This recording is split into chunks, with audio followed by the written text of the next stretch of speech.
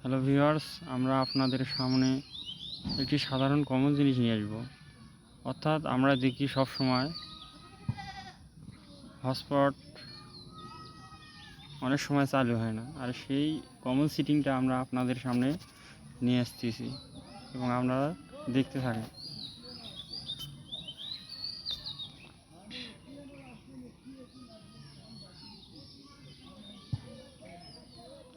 আমরা সর্বপ্রথম ডাটা সেটিংয়ে ঢুকব।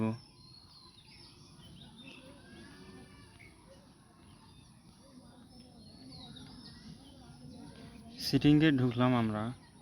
এরপর কানেকশন এখানে ঢুকলাম। এরপর এখানে দেখতে পাচ্ছেন যে আমরা ডাটা ইউজ আছে, বা তার আগে আমরা আপনাদেরকে একটা জিনিস দেখাইতে চাচ্ছি। এটা ভালো হইল না।